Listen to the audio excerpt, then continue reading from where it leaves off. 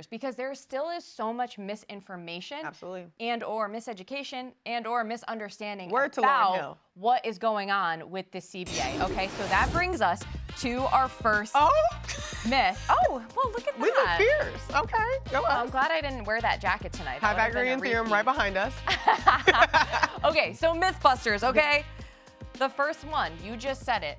The myth is that the WNBA players are essentially asking to be paid like NBA players. And Ari, that is not the case. Explain what it is, please. They are currently sitting at a 9.3% revenue share. They want that to increase. Their male counterparts get 49%. When you have just more numbers coming and more value coming in, you're going to want to see more of those dollars. It's kind of reminiscent of or similar to the NIL treatment in college. You want to be able to make money off your likeness. This is simply that. They have so much room to say, hey, we deserve more in that, because now the landscape is growing in marketability and revenue. So they're well within their right to request this. Is it a huge jump from 9% to 49%? Yes. But I think that there's a sweet spot that they can find that will allow them to get the return on product that they present. Like, we always talk about return on investment. No, this is a return for being the product so you can see the fruits of your labor. Well, look, we all understand the NBA, they're in a completely different place. They had a 50-year head start on the WNBA. Absolutely. This is a new evolution of the W and where they sit. And from what I understand, it's not only do they want an increased percentage of revenue, they're also seeking for that percentage not to necessarily be fixed, right? Because there's so much rapid growth happening with the league. It's like, hey, we know in a year, in 2 years, in 5 years, this stock is just going to continue to rise, and so they don't want to be necessarily tied into that fixed rate. That's why I'm so proud of them for having the wherewithal to say, hey, we want the percentage of revenue as opposed to this standard number, because I go back even 5 years, if they would have demanded a number that would be reflective of the landscape now, it might have been far-fetched. So you don't want to put a cap on the trajectory of women's sports right now. Right. So it's just smart the way they're approaching it. I think the CBA in general needs more flexibility when it comes to give and take between salary cap space. I think they need a softer cap. I'm not trying to impose my opinions on players and what they should demand, but it should be more workability and flexibility when it comes to growth within women's sports. Okay, there's something else I need to get off my chest. All right. What's that, Buki? All right, so a lot of times I see people in the comments. Yeah. Oh, God, you read the comments. That's the first ear. I know. Okay, I hear reports that the WNBA lost a significant amount of money last year. $40 million is the reported figure that's out there. Here is why that doesn't necessarily matter, okay? We're talking about the future. We're talking about going forward. There is a cold, hard numbers case for why the WNBA is going to be significantly more profitable in the coming years, okay? Number one, increased money coming from the media rights deal. Yes. All right? So we're up to about 200 or so million a year, and that's before you even throw in other deals. So you're looking at a deal that is going to be several times what they were earning previously. All right? That's really important, because a big reason why they lost money in the past is because that media rights deal was probably undervalued and they weren't getting enough for that, okay? Now, next point. Expansion fees, okay? We've heard reports that the 3 latest franchises that were announced, so Cleveland, Detroit, and Philly, each are paying $250 million. Again, $250 million. Mind you, Mark Davis bought the Las Vegas Aces for $2 million. Unbelievable. $2 million. That's $198 million. And just to also show you the growth, right? Golden State, less than 2 years ago, only paid $50 million to come into the league as an expansion team. And we're already seeing how much that number has jumped. And then finally, I'd just like to point out, with all of these new teams, guess what? There are going to be more games on the schedule. And we've already seen the attendance continue to go up.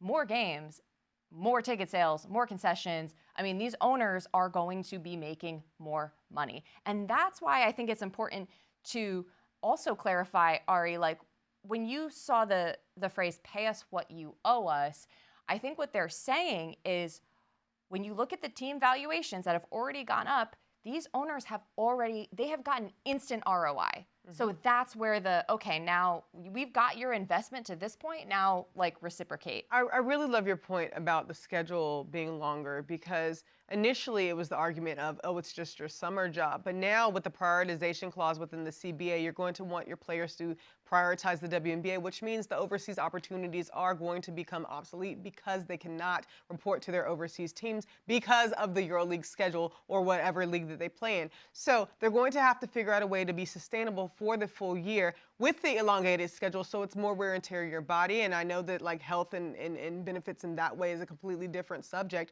but just having to be able to maintain that is a thing. But I do want to read directly from my computer here. Golden State Valkyries, $500 million value. $500 million. New York Liberty, $420 million. Indiana Fever, $335 million. Aces, $290. Seattle, $285. Those are the top 5. Right. That is an instant return on investment. That if you look back in 2020 when they first negotiated, or the last negotiated their CBA, that was not the case. No. Maria just told us that's just not the case. Right. So you want to be able to grow with the times. I do anticipate a more flexible bargaining agreement this time. And again, this is all coinciding. Timing with next season is, again, when all these new things like the media rights deal, that kicks in. Okay, I feel like we just debunked like several myths in one, but we have one more official myth that we want to debunk, Ari. Okay, and that is that the WNBA players are divided on where they stand with what they want in the CBA. I just want, first of all, not true.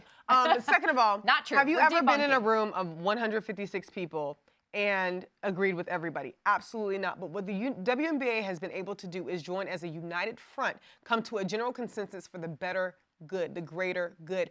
We saw this in the bubble where they were able to join together, wear the Vote Warnock shirts. They were able to advocate for Black lives. I remember they were contemplating a sit out during that time. And you had on one side, NECA saying, no, we need to play because, we can't afford a lockout. Or Courtney Williams say, I have my family to feed, I have to play this game. Then you have others saying, no, my humanity is on the line, I have to stand for something. But they were able to come together and come up with this beautiful display. So they are no stranger to joining together on the front lines and being able to make a bold statement. It's all about bold collective statements. This is not a divisive thing, whether or not they want to be paid more. They want to be paid what they're worth, and what they're worth is designed by how they discuss in the meetings. There are 40 players that came into a meeting during All-Star. Some of them turned down paid appearances to be there. Some of them canceled their vacation plans. They're all bought into this whole fact that we need to advocate for ourselves. But when you advocate for yourself as a player, as a human within this league, they're all employees they can come to as a united front because they know that they're stronger together.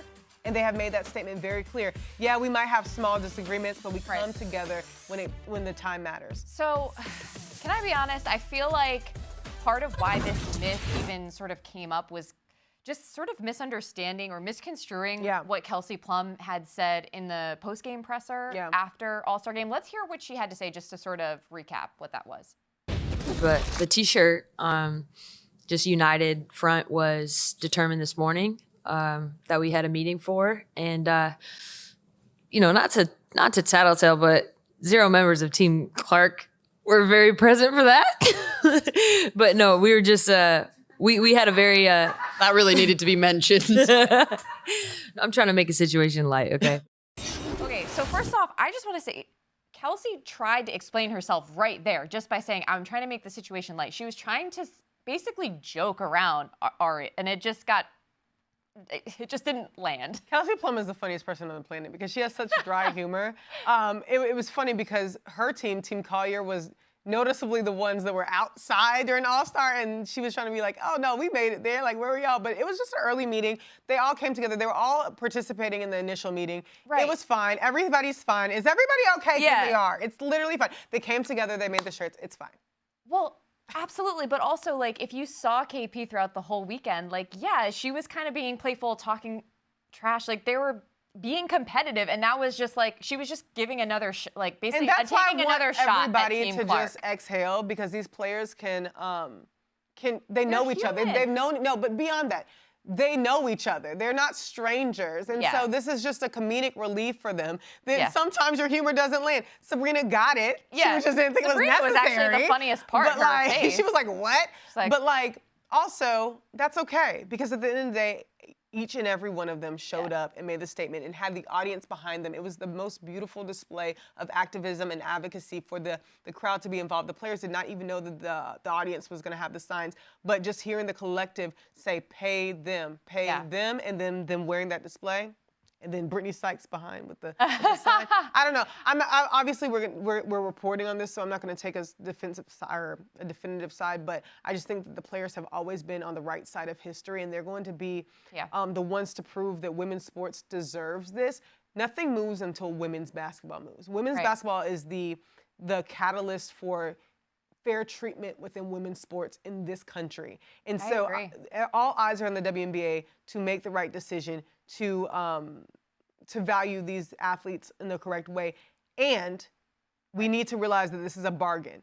So it's at the same time as the players have their demands, the ownership does too. And then the WNBA sits somewhere in the middle to help facilitate that. So we're going to see the owners probably having a lot more flexibility than they have in the past, because there's a return on investment there in a way that they haven't seen before. There's a profitability there in a way that they haven't seen before. So I anticipate it to be a lot more amicable than what it seems right now.